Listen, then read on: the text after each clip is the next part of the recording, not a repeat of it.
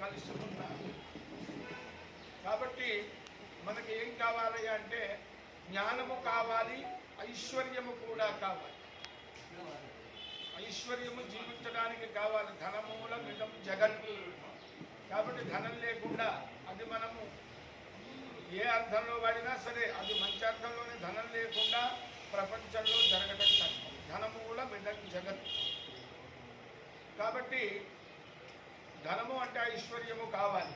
ఐశ్వర్యాన్ని ఇచ్చేది అమ్మవారు. జ్ఞానము కావాలి. మనిషి అయి పుట్టినందుకు మనిషికి ప్రధానమైనటువంటి లక్షణం ఏమిటి అంటే మాట్లాడాలి. మనిషికి ఉంచది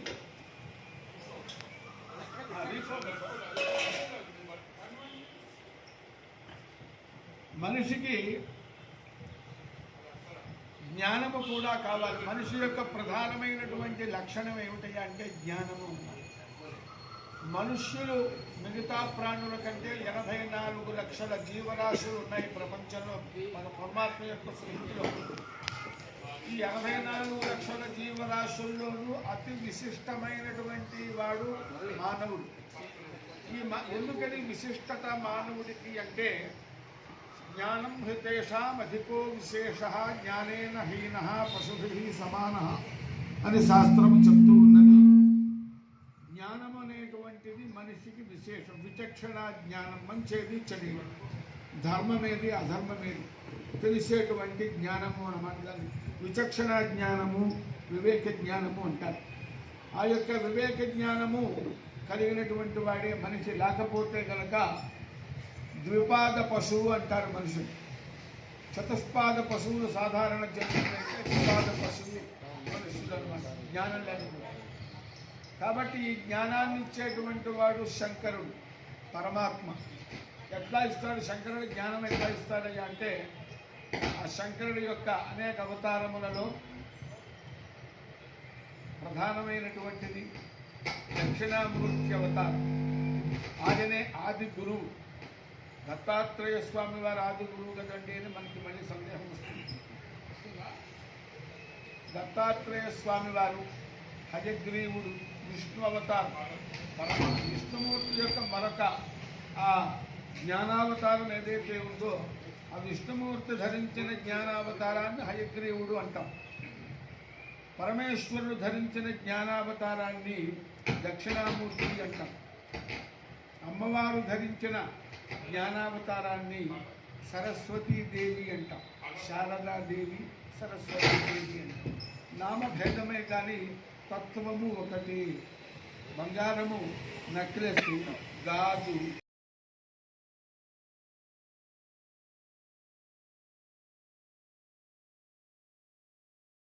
నిత్యం దుస్వప్నం తస్య నశ్యతి. దుస్వప్నం అంటే నాకు చెడు కళలు రావండి, సౌండ్ స్లీప్. దుస్వప్నం అంటే దుస్వప్నం కలుగుతుంది కాబట్టి దుస్వప్నం వచ్చేవాడే భగవన్నామస్మరణ చెయ్యాలని కాదు. ఆంజనేయ ద్వాదశ నామాల్లో స్వాపకాలే పఠేన్నిత్యం సర్వపాప వినాశనం అంటాడు. మృత్యు భయం నాస్తి అంటాడు. నిద్రపోతున్నాం, తెల్లారేపటికి లేవగలమో లేమో ఏం తెలుసు? మనకి తెలుస్తుంది అసలు? మనల్ని పట్టి ఉంచేవాడు గాలి. ఉచ్ఛ్వాస ద్వారా, నిశ్వాస ద్వారా ప్రాణాలు బయటికి పోతున్నాయి. ఆ పోయిన దాన్ని మళ్ళీ లోపల ముక్కులోంచో, నోట్లోంచో, చెవులోంచో, నవరంధ్రాల్లోంచి లోపలికి పంపించేవాడు పరమాత్మ. ఆ పరమాత్మ ఆ విధంగా ప్రతి శ్వాసలో, నిశ్వాసలో, ప్రతి కనురెప్పలో, ప్రతి క్షణంలో మనతో పాటు ఉండకపోతే మనం జీవించగలమా? ఆ పరమాత్మ ఎందుకు ఉండాలి? మనకు బాకీనా? కాదు. గోవికి తన వత్స మీద ఉన్నంత వాత్సల్యం పరమాత్మకి మన మీద ఉన్నది, ఉంటున్నది. నీవు వత్స గోవు వెంట వెళ్ళదు, వత్స బయటికే వెళుతూ ఉంటుంది. గోవుకి దూరంగానే వెళుతూ ఉంటుంది. దానికి ఎప్పుడూ ఆకలేసినప్పుడు, పావులు కావాలన్నప్పుడు గోవు పొదుగు దగ్గరికి వస్తుంది. అలాగనే మనం కష్టం కలిగినప్పుడు పరమాత్మను స్మరిస్తాం. దేవుడా నాకే ఎందుకు వచ్చింది, వాడికి రాలేదు ఏమిటి అని. మరి అక్కడ కూడా నాకెందుకు వచ్చింది, వాడికి వస్తే బాగుండేది అనుకుంటా. మంచివాడు మాత్రం ఈ కష్టం పగవాడికి కూడా వద్దురా, రాకూడదని కోరుకుంటారు కొంతమంది. నా ఓటి వాడు మాత్రం నాకెందుకు పెట్టాం, వాడికి ఎందుకు పెట్టలేదంటాం. కాబట్టి పరమాత్మ మనల్ని అలా కాపాడుతూ ఉంటాడు. ఎందుకని అంటే ఎప్పుడో ఏ జన్మలోనో పరమాత్మని మనం సేవించాం, భక్తితో ప్రార్థించాం. పత్రం పుష్పం ఫలంతోయం. అజామినుడు చివరి క్షణంలో నమో నారాయణాయ అన్నాడు, ప్రాణం విడిచిపెట్టేశాడు. ఇంకా గట్టిగా చెప్పాలంటే అక్కడ ఒక సందర్భంలో నారాయణాయ అని అందామనుకుని నారా అన్నట్ట, యణాయ అనలేదు, సగమ మంత్రమే ఉచ్చారణ చేశాట. దేవదూతులు వచ్చారు, విష్ణుదూత రాక్షసులు వచ్చారు, యమదూతులు విష్ణుదూతులు వచ్చారు. సరే పెద్ద వాదులాడేందో అయ్యా తను చెప్పడం మర్చిపోయినా, వాడు నీ నామస్మరణ శాంతం చేయలేదండి, సగమే చెప్పాడు, అటువంటి వాడికి విష్ణులోకం ఎలా ఇస్తారు? సరే ఇవన్నీ కూడా నన్ను దేవతమంతా తప్పులు చేశాడు అంటే మా నామస్మరణ, మా భగవంతుడి నారాయణ నామస్మరణ, భగవన్నామస్మరణ పోగొట్టలేనటువంటి పాపములను ఇంత మటుకు ప్రపంచంలో సృష్టిలో ఎవరూ చేయలేదయ్యా అని అంటున్నారు. ఒప్పుకున్నాం, అది కూడా ఒప్పుకున్నాం అంటే అల్టిమేట్గా మొత్తం 99.99% మీరు చెప్పిందంతా ఒప్పుకున్నాం. కానీ ఈయన సరే పోనీ నమో నారాయణాయ అని సంపూర్ణంగా అంటే మేము కూడా వదిలిపెట్టేవాళ్ళం. ఆ ఒక్క నామమే వీడి 100 ఏళ్ల జీవితంలో చేసిన పాపాలని పోగొట్టేంత పుణ్యం వాడికి వచ్చింది ఆ కేవల నారాయణ నామస్మరణ చేత. నారాయణాయ నమ ఇచ్చయమేక ఏవ సంసార సాగర సముత్తరణైక మంత్ర అంటాడు కులశేఖరాలు ముకుందమాలలో అనుకుంటా. నారాయణాయ నమ ఇచ్చయమేక ఏవ సంసార సాగర సముత్తరణైక మంత్ర. నేను బీఈడి చేసినప్పుడు లెక్చరర్స్ దగ్గర నుంచి ఏదో కాగితం పుస్తకం తీసుకుని వాళ్ళని చిన్న ఏదో ఒక మంచి స్లోగన్ తీసుకుని వాళ్ళ దగ్గర నుంచి మరి సంతకం తీసుకుంటాం. అలా ఒక ఆయన అడిగా, కేరళ ఆయన లెక్చరర్, ఆయన కృష్ణభక్తుడుగా ఉంది. ఆయన నాకు రాసిచ్చింది ఏంటో తెలుసా? నారాయణాయ నమ నిశ్చయమేక ఏవ సంసార సాగర సముత్తరణైక మంత్ర అని చెప్పారు. అద్భుతమైనటువంటి నామం చెప్పారు. కాబట్టి అది నమస్కారం ఒప్పుకున్నామండి. నారాయణాయ, ఓం నమో నారాయణాయ అంటే మేము వదిలేసేవాళ్ళం. మీరు చెప్పిన మాటే కదా, మరి వీడేమో సగమే అన్నాడు. ఎలా అండి? మీరు చెప్పిన మాట మీకే అట్ట కాదు అబ్బాయి. వాడి ఉద్దేశం చూడు, వాడు నారాయణాయ అన్నామనుకునే మొదలుపెట్టాడు. ఇంత లోపల మీరు వేసి తొందరపడి ప్రాణాలు లాగేశారు. తప్పు మీది, వాడిది కాదు. వాడు నారాయణాయ అని ఉచ్చరించినట్లే భావించేసేయాలి. కాబట్టి ఉచ్చరించాడు వాడు, అదే దాంతో నారాయణాయ ఎందుకు అనాలి? ఇంకేదో అనొచ్చు కదా. కాబట్టి అదే అనుపూర్వితో నారాయణాయ అని పూర్తిగా అనకపోయినా అందులో కొన్ని చూడండి, లోకంలో వ్యవహారంలో ఉంది కదండి. సత్యనారాయణ, సత్యం అని పిలిస్తే రావట్లేదా? సత్యనారాయణ, నన్ను సత్యనారాయణ అని పిలిస్తేనే వస్తానని భీష్మించి కూర్చుంటాడా? లేదు కదా. పోనీ ఎవరన్నా పెద్దవాళ్ళు ఏమన్నా సత్యనారాయణ గారు క్షమించాలి అంటారండి. అందుకే పిలవండి. Always a poison, excess is always poison. అందుకనే విశ్వజిత్ యాగం చేయమన్నారు. ప్రతి రాజు కూడా యజ్ఞయాగాది క్రతువులు చేసి కప్పం రూపంలో వచ్చినటువంటి ఐశ్వర్యాన్నంతా దాన ధర్మాదుల కింద ఖర్చు పెట్టేవారు. ఇది సనాతన ధర్మం, శాస్త్రీయం. కాబట్టి కమ్యూనిజం సిద్ధాంతం మన వేదంలో, మన శాస్త్రంలో, మన భారతీయ సంస్కృతిలో ఉంది. ఎవరో వాడెవడో చెప్పక్కర్లా మనకి. విశ్వజిత్ యాగం కాళిదాసు వర్ణించాడు. రఘువంశపు రాజులు అందరూ ఆ రఘువంశపు రాజులే కాదండి. ఇప్పటికైనా చూడండి, నిన్నమునటి రాజుల వరకు ఎన్ని మహాదానములు చేశారు వాళ్ళు, ఎన్ని అనసత్రాలు కట్టించారు, ఎన్ని విద్యాలయాలు కట్టించారు. రాజరిక వ్యవస్థ పోయి రాజ్యాలు పోయినప్పటికీ కూడా ఆ జమీందారులు, రాజులు ధర్మాత్ములు ఉన్నంత మటుకు, పాశ్చాత్య విద్య ప్రభావానికి లోనుకోకుండా ఉన్నంత మటుకు రాజులు రాజ్యాలు పోయినా ధర్మాన్ని ఆచరించారు. కాబట్టి ఇంత మన జీవన విధానంలో, నిత్యకృత్యంలో, మన శ్వాసలో, మన చేతలో, మన చేష్టలో, మన మాటలో ధర్మం ఉన్నది. మనం కొత్తగా ధర్మం నేర్చుకోవట్లేదు. ధర్మం మన జీవన విధానం. అందుకనే హిందూ మతం జీవన విధానం. హిందూ మతం జీవన విధానం అంటే హిందూ మతం అనేది ఒక మతం కాదు అని కాదర్థము. మిగతా మతాల్లాగా it's not a permitted, limited కాదు. ఇది ఇది అన్లిమిటెడ్. అదేదో జీబీనా అదేదో అది తీసుకుంటే అన్లిమిటెడ్ మనకి సెల్లులో గిల్లులో వస్తుందంటారే, అట్లా అన్లిమిటెడ్ అయినటువంటి విలువలు కలిగినటువంటి మన జీవితము. కాబట్టి నాగేంద్రహారాయ త్రిలోచనాయ, 3 డైమెన్షన్ ప్రతిదీ 3 డైమెన్షన్ 4 డైమెన్షన్స్ ఉన్నది కదా. ప్రపంచం అంతా 4 డైమెన్షన్స్లో ఉంటుందని ఆలోచించి వచ్చింది. ఇది నా యొక్క సృష్టియే. సృష్టి స్థితిలయములను మూడింటిని చేస్తాను నేను. ఎందుకంటే సూర్య చంద్ర అగ్ని నేత్రుడు. 3 కళ్ళు ఎవరు? సూర్యుడు, చంద్రుడు, అగ్ని కదా. సూర్యుడు సృష్టి, చంద్రుడు పోషించేవాడు, అగ్ని దహించేవాడు. సృష్టి స్థితిలయములు కారణమని నేనేరా. ఒక్క రూపంలో ఉన్నాను. ఇంకో in another form, in another aspect Brahma Vishnu మహేశ్వరుడు సృష్టి స్థితిలయాలు చేసేటువంటి వాడిని. ముగ్గురమ్మల మూలపుటం అన్నట్లుగా ఆ ముగ్గురు యొక్క సమాహార స్వరూపమే నేను. నాలో నుంచే బ్రహ్మ విష్ణు మహేశ్వరుడు విడిగా వచ్చారు ఆ యొక్క పనిని బట్టి అని 3 నేత్రములను ధరించడం ద్వారా, ఆ 3 నేత్రములు కూడా సూర్యచంద్రాగ్ని నేత్రములను ధరించడం ద్వారా త్రిలోచనాయ అనే పదము సర్వ సృష్టి స్థితిలయములకు ఆదిభూతుడైనటువంటి ఆది రూపమైనటువంటి ఆది శంకరుణ్ణి నేనేం చెప్తున్నాను. ఒక్కొక్క నామంలో ఇంత విశేషం ఉన్నది. భస్మంగరాగాయ నాగేంద్రహార మహేశ్వరాయ నిత్యాయ శుద్ధాయ దిగంబరాయ నిత్యః శుద్ధః దిగంబరాయ తస్మై నకారాయ నమః శివాయ. 35 అయింది. మీరు ఇంకా టైం ఇస్తే కంటిన్యూ చేస్తా, ఆపేయమంటే ఆపేస్తా.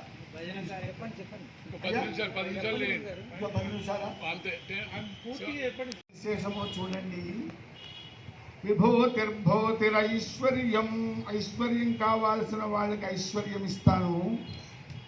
అసలు ఐశ్వర్యమేమిటి? త్యాగమే ఐశ్వర్యము. ఐశ్వర్యము లేకపోవటమే ఐశ్వర్యము. ఇదేమిటండి పిచ్చెక్కింది? ఆ శాస్త్రి గారికి పురాణం చెప్పాయని నేను అనుకోవచ్చు. మనము కనిపించేటువంటి చూసేటువంటి ఏ ఐశ్వర్యము భౌతికమైన లౌకికమైన ప్రాపంచికమైన ఐశ్వర్యము ఉన్నదో ఇది ఐశ్వర్యము కాదు. ఇది సుఖమునకు కారణము కాదు, ఇది దుఃఖమునకు కారణము. ఎలాగండి? ఫస్ట్ కారణము ఖర్చు పెడితే తగ్గిపోతుంది, ఇది దుఃఖానికి కారణము. ఇంకా దొంగలు ఎత్తుకుపోతారేమో అని భయము, ఇది దుఃఖానికి కారణము. ఒక రకమైన సుఖాన్ని ఇస్తే 10 రకాలైన మిగతా 9 రకాలైన దుఃఖాలని కూడా మనం ఐశ్వర్యం అనుకునేటువంటి ఐశ్వర్యం మనకి ఇస్తున్నది. కాబట్టి ఎక్కువ దుఃఖాన్ని ఇస్తున్నదా సుఖాన్ని ఇస్తున్నదా? ఎక్కువ దుఃఖాన్ని ఇస్తుంది. అదే కాదు, గవర్నమెంట్ వాళ్ళు ట్యాక్సుల రూపంలో తీసుకుంటారేమో అని ఉద్యోగస్తుడైతే అంతా వైట్ మనీ కాబట్టి చచ్చినట్టు ట్యాక్సులు కడతారు. అంటే గవర్నమెంటే జీతం ఇచ్చే ముందే వసూలు చేస్తుంది. కాబట్టి రాజహార్యం అనేటువంటి భయము కూడా ఉన్నది ధనంలో. దొంగలు ఎత్తుకుపోవచ్చు, రాజులు ఎత్తుకుపోవచ్చు, ఎవరికైనా బలవంతాన్ని ఇవ్వచ్చు, మనం పార్టీకి ఫండ్గా ఇవ్వాల్సిన రావచ్చు. ఇవన్నీ కూడా అదే ఇవన్నీ చెప్పడంలో ఉద్దేశం ఏంటంటే ధనము వల్ల దుఃఖము, సుఖము తక్కువ. కాబట్టి ఐశ్వర్యము లేదు. ఐశ్వర్యము లేదు అంటే లేదు కాదు, వద్దనుకున్నాడు. వద్దనుకుంటే సుఖం. ఎగ్జాంపుల్ చెప్పమంటారా? షుగర్ వచ్చింది ఒక వ్యక్తి, ఆయనకి తీయగా పంచదార వేసుకుని కాఫీ తాగాలి అని కోరిక ఉంటుంది. చక్కగా నాకులాగా షుగర్ ఉన్నప్పటికీ పంచదార వేసుకుని తాగుతాడు. అది సుఖమా దుఃఖమా? పంచదార కావాలి అనుకోవటం దుఃఖం. పంచదార వద్దు, చేదుగానైనా కాఫీ తాగుతా, కాఫీ తాగలేకపోతే మానేస్తా. పంచదారని త్యాగం చేయటం, అవసరమైతే కాఫీ మొత్తాన్ని త్యాగం చేయటం. ఇలా చేయటం వల్ల షుగర్ పోయి ఆరోగ్యం పెరిగింది. పంచదార కావాలి, తీయగా ఉన్న కాఫీ కావాలి, బాగుంది కాబట్టి మరోసారి కావాలి, ఇంకోసారి కావాలి. మద్రాసు ఫిల్టర్ కాఫీ ఎక్కడ పడితే ఇక్కడ ఇప్పుడు హైవేలో వచ్చేసినాయి. Kumbakonam filter coffee, Madras coffee filter coffee కనిపించినప్పుడల్లా ఆపి తాగటం. కావాలి కావాలనుకుంటే దుఃఖము, వద్దు వద్దు అనుకుంటే సుఖము. ఇది ఐశ్వర్యము లేకపోవటం అంటే ఐశ్వర్యము లేకపోవటం అంటే ఐశ్వర్యము వద్దనుకోవటము. ఇంత విషయాన్ని వేదమంత్రం చెప్పింది. సన్యాసులు, యతీశ్వరుడు, పీఠాధిపతులు, కాషాయ గుడ్డలు కట్టుకున్న వాళ్ళు ఎవరైతే ఉంటారో వాళ్ళకి ఈ మంత్రము చెప్పి నమస్కారం చేయమంది.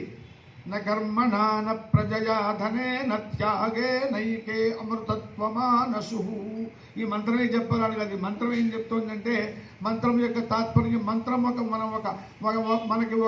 మనం ఆచరించవలసినటువంటి ఆదర్శాన్ని, కర్తవ్యాన్ని, మార్గదర్శనాన్ని, భావాన్ని అందిస్తూ ఉన్నది.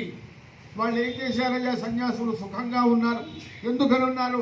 నా కర్మణ నా ప్రజయా. భార్యను వదిలిపెట్టాడు, సంతానాన్ని వదిలిపెట్టాడు, బాహుమరులను వదిలిపెట్టాడు, అన్నదమ్ములను వదిలిపెట్టాడు, అందరినీ స్నేహితులను వదిలిపెట్టేశాడు. సన్యస్తమ్మయా, సన్యాసాశ్రమం తీసుకున్నాడు. నా ప్రజయా, ప్రజలతో సంబంధం వదిలేశాడు. నా కర్మణ, స్వర్గం రావాలి, ఇంకేదో రావాలి, అధికారం రావాలి, ఆ హోమం చేయటం, ఈ జపం చేయటం, ఇవన్నీ లేవు. నా కర్మణ, కర్మ చేస్తున్నాడు, కర్మ చేయకుండా ఉండట్లే. కర్మని ఫలాన్ని కోరి కర్మ చేయటం, నిష్కామ కర్మ చేస్తున్నాడు. కర్మ చేయటం అంటే భగవంతుడిని స్మరించడం, భగవత్ ప్రీతికరంగా కర్మ తప్ప నా ప్రీతికరంగా నా కోరికలు తీరటం కోసం కర్మ చేయటం లేదండి. కాబట్టి నా కర్మణ, కర్మ చేయొద్దని కాదు అక్కడ అర్థం. కర్మణ్యేవాధికారస్తే అని పరమాత్మ కూడా చెప్పాడు. ఏ కర్మైనా సరే, ఎలాంటి కర్మైనా సరే, మంచిదో చెడుదో అది నీ దృష్టి. నీ దృష్టి అంటే నీ దృష్టి సమగ్రమైంది కాదు. ప్రతి పని మంచి కర్మయే, ప్రతి పని భగవంతుడి యొక్క సేవయే. ఆ మాట కూడా చెప్పాడు. స్వకర్మణ తమభ్యర్చ సిద్ధిం విందతి మానవ. భగవంతుడు కూడా గూర్ఖాలాగా ఉన్నాడండి. ఇందాక చెప్పుకున్నాగా, బలిచక్రవర్తికి సుతల లోకంలో ఆయన గేట్ కీపర్గా ఉన్నాడు, బాణాసురుడికి గేట్ కీపర్గా ఉన్నాడు. గొప్ప కాదా? తక్కువ? అది డిగ్నిటీ ఆఫ్ లేబర్ వాడు చెప్పడమే. భగవంతుడు చేసి చూపించాడు ఇక్కడ మనకి. పరిపూర్ణావతారం కృష్ణస్తు భగవాన్ స్వయం అని చెప్పినటువంటి శ్రీకృష్ణ పరమాత్మ అర్జునుడికి రథసారథిగా ఉండలేదా? అర్జునుడు కృష్ణుడు రక్షిస్తే కదా అర్జునుడు రక్షింపబడింది. యుద్ధంలో భీష్ముడు బాణానికి ఎప్పుడో అయిపోయేవాడు. అది ఎట్లా చెప్తారండి? ఏమక్కర్లేదండి, ఊరికే మీరు దళితాట్లు ఉన్నాయి, మీకు కవిత్వం వచ్చు కాబట్టి ఇంత వివరించి చెప్తున్నారు. మీరు స్వకపోలు కల్పితం అంటారేమో. కాదు. కుబేరుడికి అష్టైశ్వర్యములకు నిధిపతిని ఎందుకు చేశాడు? ఎలా చేశాడు? ఆయన దగ్గర ఐశ్వర్యం లేకపోతే కుబేరుని నిధిపతి ఎలా చేస్తాడండి? ఒక పెద్ద ధనవంతుడు ఉంటాడు, వాడు ఫోన్లో చెప్తాడు, మా వాడు పంపిస్తున్నా 10 లక్షలు ఇచ్చి పంపించు, ఆయనకి చెక్కు పంపిస్తాడే అంటే ఈ ఓవరాల్ ఆర్డర్స్ తీసుకుని బ్యాంక్ మేనేజర్ పంపిస్తాడా లేదా? ఈయన చెక్కు పంపించాడా? పంపించలేదే. భద్రోతనే కదా పంపించింది. పోనీ ఆయన వచ్చాడు, ఆయన కూడా రాలేదే. ఒక భద్రోత్ అంటే ఒక ఫోన్లో మాట చెప్తే 10 లక్షలు ఇచ్చి పంపిస్తున్నాడా? శివుడు ఒక అనుగ్రహం, ఒకటే అనుగ్రహం, ఒక క్షణకాలంలో పరమాత్మ అనుగ్రహం నిధిపతి కాలేదా? ఆ పరమాత్మ యొక్క నామము, పరమాత్మ యొక్క శక్తి, పరమాత్మ యొక్క అనుగ్రహం ఇంతది కాదా? కాబట్టి భస్మరాంగాలాగా ఆయనకేమిటి లోటు, ఆయనకేమిటి తోడు, ఆయనకేమిటి? భాగవతం చెప్పింది కృష్ణపరమైనటువంటి భాగవతము. అది కూడా చెప్దాం అనుకున్నా. అద్భుతంగా ఆ శివుడి యొక్క మహాత్మ్యం భాగవతంలో వర్ణింపబడిందండి. పార్వతీదేవి దక్షయజ్ఞానికి వెళ్తే శంకరుడు వద్దంటాడు. మామూలుగా అసలు ఆవిడ ఆకాశంలో ఆ గంధర్వాదులందరూ కూడా వెళ్తున్నారు, దేవతలు దేవపత్నంతో సహా వెళ్తూ ఉన్నారు. ఆవిడ విన్నది, వాడు ఏమిటంటే దక్షుడు యజ్ఞం చేస్తున్నట్ట, మనం అందరం వెళ్ళాలి. అందరినీ పిలిచాడా? అనాహూతోద్భరం గచ్చేతు. యజ్ఞము జరుగుతూ ఉంటే, దైవ కార్యము జరుగుతూ ఉంటే తెలిస్తే చాలు వెళ్ళిపోవాలి. వెళ్ళిపోయిన తర్వాత నాకు తీర్థం ఇచ్చాడా, నాకు కొబ్బరి చెప్ప ప్రసాదం ఇచ్చాడా, ఇవి చూడకూడదు. నేను ఏమి సేవ చేశాను, అక్కడ భోజనం చేసిన వాళ్ళ విస్తళ్ళు తీశానా, అక్కడ ఆ ప్రదేశాన్ని ఊడ్చానా, అక్కడ లైన్లో ఉండి ఎవరికన్నా సేవ చేశానా, వడ్డన చేశానా, ఇవి చూడాలి. అంతే తప్ప నేను గౌరవించలేదండి, నేను కాలనీలో ప్రెసిడెంట్నండి, కాలనీలో ప్రెసిడెంట్ అయితే నువ్వు బాధ్యత వహించి నీ కాలనీలో ఉన్న సభ్యులందరి చేత అక్కడ సేవ చేయించాలి, అందుకోసం నువ్వు కాలనీ ప్రెసిడెంట్, అలా అనుకోవాలి మనం. కాబట్టి వాళ్ళందరూ వెళ్తుంటే అమ్మవారికి పుట్టింటి మీద ఆడవాళ్ళకి మమకారం ఉంటుంది కనుక వెళ్తానండి. వద్దే నేను పిలవలేదు కదా, ఆవిడ చెప్పింది అనాహూతో అధ్వరంగా చేయదండి, మీరు చెప్పిందే కదా, పెద్దలు చెప్పింది, సరే పో అన్నాడు. పరమాత్మ వద్దంటే వినకపోతే ఆవిడేం చేస్తాడు? ఎందుకంటే సమప్రాధాన్యం, స్త్రీలకు ప్రాధాన్యం, importance, same importance, equal importance, పైగా అర్థాంగంగా చేసుకున్నాడు ఆయన. విష్ణుమూర్తి అయితే రిస్ట్రిక్షన్స్ పెడితే అమ్మవారు వింటుంది, ఇంత నెత్తికి ఎక్కించుకోలేదు ఆయన. అయ్యా అని వాళ్ళు క్షమించాలని పాపం. ఆ శివుడు అంత నెత్తికి ఎక్కించుకోలేదు విష్ణుమూర్తి. ఎందుకో తెలుసా? పార్వతీ మన పద్మావతి దేవి కింద తిరుచాందూరులోనే ఎందుకు ఉంటుంది, ఆయన పైన ఉంటాడు. ఎందుకో తెలుసా మీకు? కరివేపాకు తీసుకురమ్మన్నాడు సాయంత్రంలో, అది తెలుసా మీకు? కాకాశరాజు కూతురు, ఈయనేమో శంకరుడిలాగా. ఇప్పుడు శంకరుడికి విష్ణుమూర్తికి అభేదం అంటానికి శంకరుడికి ఎవరు లేరు కదా, ఈ విష్ణుమూర్తికి ఎవరున్నారు? అంతా అప్పులవాడే కదా. ఆయనకి ఏమన్నా సొంత రూపాయన్నా ఉందా? ఇల్లుందా? పోనీ ఆధార్ కార్డు ఉందా? ఏమీ లేవు కదా. ఎవరు? వెంకటేశ్వర స్వామి. ఆయన దగ్గరికి మనం పూర్వమంటూ పోతున్నాం, ఆయన మనకి ఏదో నెత్తి మీద కిరీటాలు పెడతాడు. ఆయన ఏమో అప్పు తెచ్చుకొని అలాగే రూపాయి పోయి అమ్మాయి రూపాయి అప్పు నాకు తగ్గిందని ఆయన చూస్తున్నాడు. కాబట్టి మరి ఇలా ఉంటుందనే మాట పరమాత్మ యొక్క ఇది. సరే, ఈవిడ పాపం మహారాజా పుత్రికాయే అరణము భరణము అంటారు. భరణము అరణము. పుట్టింటి నుంచి ఏం అరణం తీసుకొచ్చింది? అయ్యా 7 వారాల నగలు, ఇంకా భరణము ఇవన్నీ తీసుకొచ్చారు.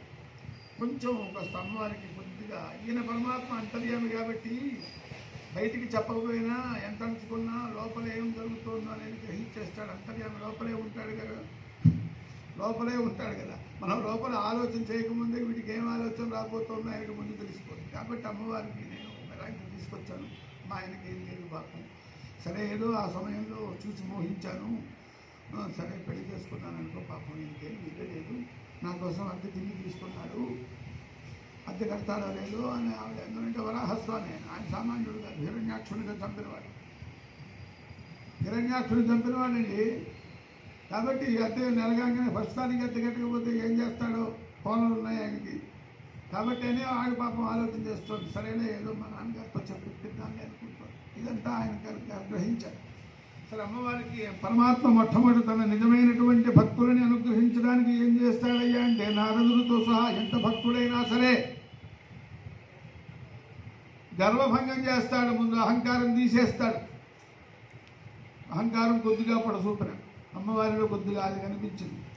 సరే, అన్నీ బాగున్నాయి, చాలా బాగుందమ్మా, చాలా సంతోషం, మహారాజు పుత్రుడివి, నన్ను మరి నువ్వు పెళ్లి చేసుకున్నావు, చాలా సంతోషం. ఆపని ఈ రాత్రికి ఏం కూర చేస్తున్నావు? ఏమో చేస్తున్నానండి. సరే, చారు పెట్టమ్మా, చారు రాత్రిపూట. ఈ ప్రాంతం వాడు, తమిళనాడు వాడు సంపాదన చారులు వేసుకుంటారు. చారు పెట్టి సరే పెడతాను. మరి కరివేపాకు వేస్తే కానీ చారులో రుచి రాదు, కాబట్టి మరి కరివేపాకు తెచ్చావా అనేది లేదు, ఒక్కటి మర్చిపోయినానండి. సరే, అయితే కరివేపాకు తీసుకురాపో, పుట్టింటికి తీసుకురాపో. ఇప్పుడు ఎవరి ఆ చిన్నప్పుడు కొత్తగా కాపురానికి వచ్చిన కరివేపాకు ఎక్కడ దొరుకుతుంది ఆవిడకేం తెలుసు? అట్లా వాకిట్లో పోతే దొరికేది.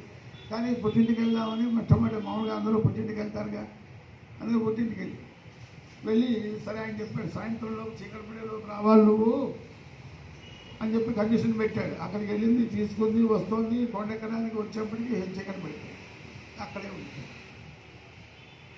అందుకని సరే, మరి కట్టుకున్న భార్య కట్టుకున్నందుకు తప్పుతుందా?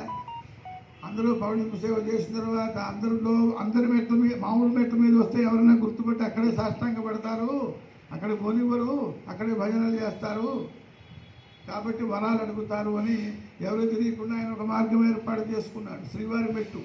మనం అది కూడా గుర్తించి అక్కించి కూడా పోతున్నాం. మరి పరమాత్మ ఎలా వెళ్తున్నాడో ఎలా వస్తాడో అది కూడా అపవిత్రం చేసేసాం మనం. ఆ మార్గం కూడా తక్కువ మెట్లు. కానీ శాస్త్రం పెద్దలు చెప్తారు ఏంటంటే, అటు వెళ్ళకూడదు, అటు వెళ్తే నడిచి ఎక్కిన పుణ్యం రాదని కొంతమంది పెద్దలు చెప్తారు. చచ్చినట్టు కాళ్ళు నొప్పులైనా సరే, ఇంకా డోలేలు రాలా ఇక్కడ తిరుపతికి, రోప్వే వేస్తామన్నారు.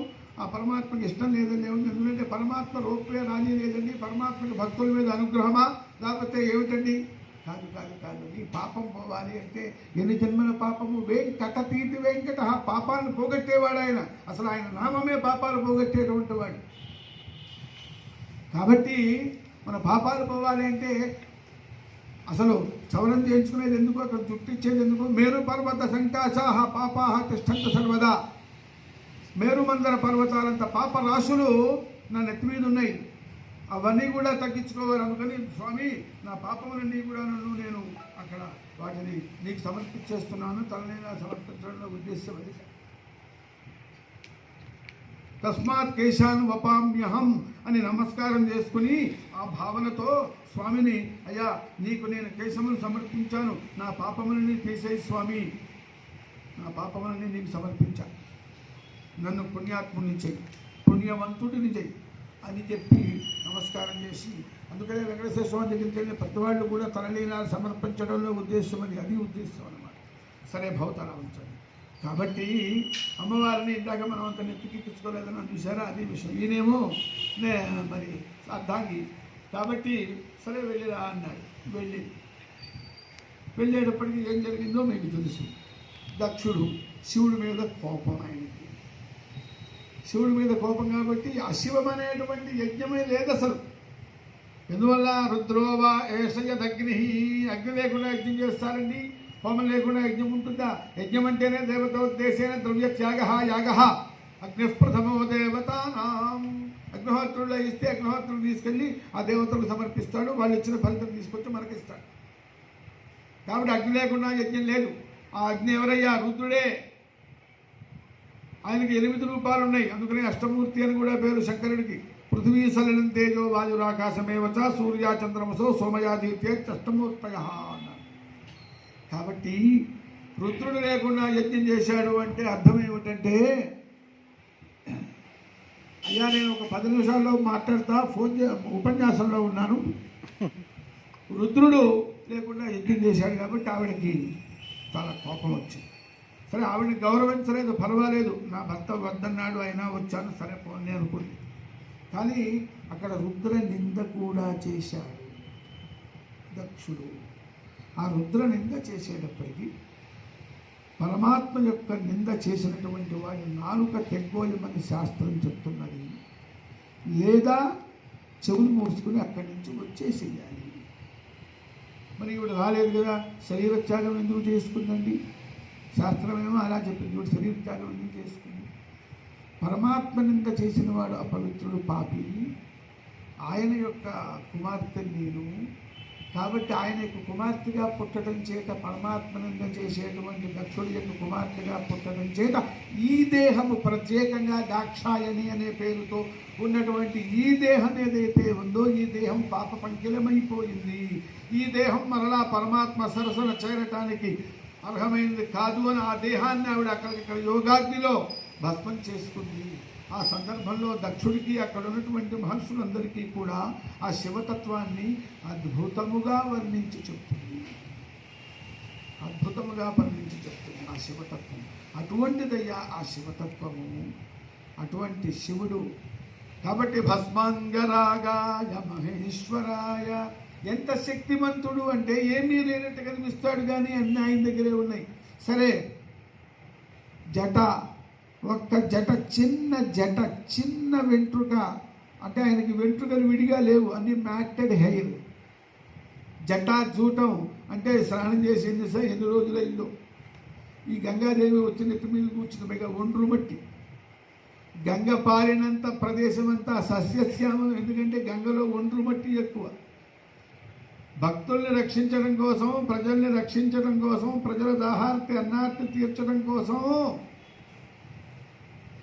తన భక్తులు కాదు సగరులు అయినప్పటికీ కూడా భగీరథుడు తన భక్తుడు గనక వాళ్ళందరూ తరించటం కోసం గంగని తన శిరస్సు మీద ధరించాడయ్యా పరమాత్మ. ఆయన డైరెక్ట్గా ప్రార్థన చేసిన వాళ్ళని మాత్రమే అనుగ్రహించటం కాదండి, ఎవరి తరఫునైనా సరే పరమాత్మను ప్రార్థించినా కూడా ఈ ప్రార్థించిన వాడిని ఎవరి కోసం వాడు ప్రార్థించాడో వారందరినీ కూడా సంఖ్య అక్కర్లేదు. నువ్వు అక్కడివి, కొన్ని మీ నాన్నని, మీ తాతని, మీ ముత్తాతని నేను రక్షిస్తాను, మిగతాళ్ళతో సంబంధం లేదు అంటే 60,000 మంది సగరులు వాళ్ళందరూ తరించారే, వాళ్ళేనా తరించింది? భూమండలం అంతా కూడా గంగానది ప్రవహించింది. ఈ భూమండలం ఎంత సస్యశ్యామలమైంది, పశుపక్షి మానవ క్రిమికీటకాదులకి ఎంత జీవనం దొరికింది. అంతేకాదు కదా, మనం అందరం కూడా గంగా పుష్కరాలన్నప్పుడు లేకపోతే ఇంకెప్పుడో ఆ గంగా నదిలో స్నానం చేసి సమస్త పాపాలని పోగొట్టుకుంటున్నామే. పరమేశ్వరుడు ఎంత దయామయుడు, ఎంత పరోపకారి. భస్మాంగరాగాయ, ఇంత చేసిన ఆయనకి ఏమన్నా కావాలా? గంగాధర అంటే చాలు పొంగిపోతున్నాడే. భస్మంగరాగాయ, అందుకనే మహేశ్వరాయ, ఏమీ అక్కర్లేదనుకున్నాడు కాబట్టి అన్నీ ఆయన దగ్గర ఉన్నాయి. భస్మంగరాగాయ మహేశ్వరాయ, ఇందుచేత ఇన్ని గొప్ప లక్షణములు కలిగిన వాడగటం చేత నిత్యాయ శుద్ధాయ దిగంబరాయ, నిత్య శుద్ధ బుద్ధ ముక్త స్వభావుడాయన, అద్వైత తత్వము యొక్క స్వరూపమాయన. అద్వైత తత్వం ఒక రూపాన్ని ధరిస్తే అదిగో ఆ శంకరుడేనయ్యా. సకల వేద ఉపనిషత్ సారభూతమైనటువంటి పరమ సిద్ధాంతమైనటువంటి అద్వైత తత్వము ఒక రూపాన్ని ధరిస్తే అదే శంకరుడు, అదే శివుడు, అదే ఓం నమః శివాయ.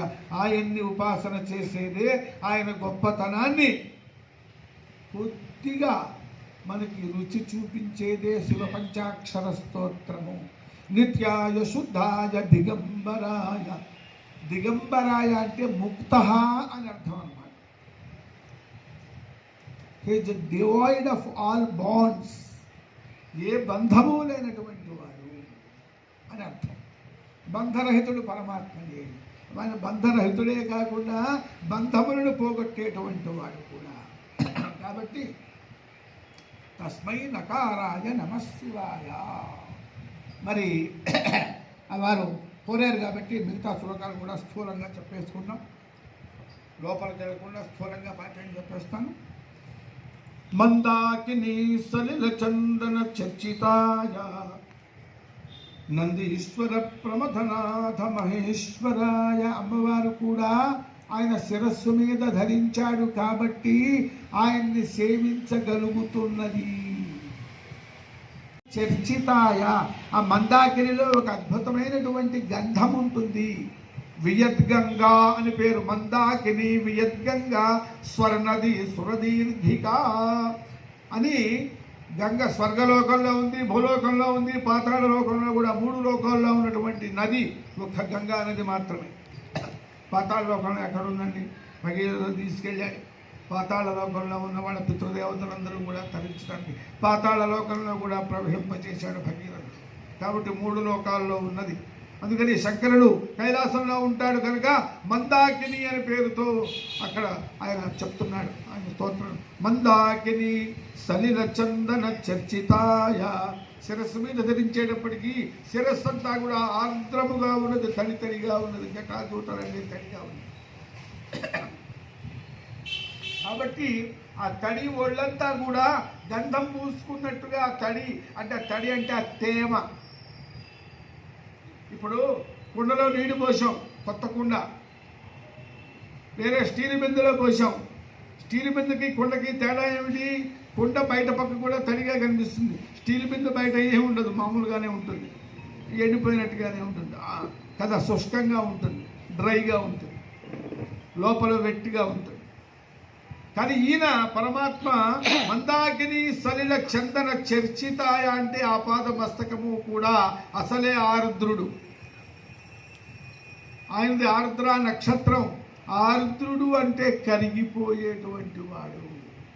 ఆయనకి ఏం కావాలి? ఏం అక్కర్లా. ఆయన ఎవరిని చూస్తే కరిగిపోతాడు. ఎవరిని చూసినా, పసిపిల్లవాడిని చూసినా కరిగిపోతాడు. వశిష్ఠ ప్రముఖాది మహాజ్ఞానులని చూసినా కూడా కరిగిపోతాడు ఆయన. అందుకనే సలిల చందన చర్చితాయ అంటే ఆపాదమస్తకము ఆర్ద్రముగా ఉన్నటువంటి వాడయ్యా ఆరుద్రుడు. అందుకని ఆయనకి ఆరుద్రోత్సవం అనేటువంటి ఉత్సవం కూడా మనం చేస్తూ ఉంటాము. నందీశ్వర ప్రమథనాథ మహేశ్వరాయ. ఎలాంటి వాడినైనా సరే తన పరమ భక్తుడుగా చేసుకుని వాడిని ఎంతో గొప్పవాడిని చేస్తాడు. పరమాత్మ యొక్క ఉపాసన చేతనే ఆయన నందీశ్వరుడు పరమాత్మ యొక్క ప్రమథ గణములలో ప్రథమ గణములో ప్రప్రథముడుగా ఉన్నాడు. అందుకని ఆయన ఎక్కడుంటే ఈయన అక్కడ ఉంటాడు, ఎదురుకుండా ఉంటాడు. పైగా మధ్యలో ఎవరు పోవటానికి వీలేదు, పోయిన వాడికి పాపం వస్తుంది. శివుడికి నందికి మధ్యలో, భార్యాభర్తలకి మధ్యలో, గొర్రెల మంద మధ్యలో పోతే పాపం వస్తుందండి. పుణ్యాలు పోతే పాపాలు వస్తాయి కొన్ని సందర్భాల్లో.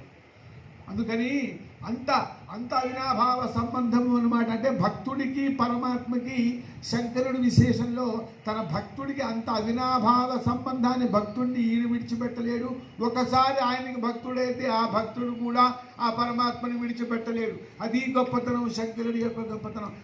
అందుకనే నందీశ్వర ప్రమథనాథ మహేశ్వరాయ అన్నారు. అంటే అటువంటి గొప్ప గొప్ప వాళ్ళు కూడా, నేను చాలా గొప్పవాడిని, ఏదో సాయంత్రం సమయంలో ప్రదోష సమయంలో సూర్యతాండవం చేస్తాడే అప్పుడు వెళ్తాడే కైలాసానికి, అట్లాగా ఒక క్షణం కూడా పరమాత్మ సన్నిధిని విడిచిపెట్టి ఉండలేను నేను అని ఎదురుకుండానే కూర్చుంటా, అటు ఇటు పక్కకు జరగను.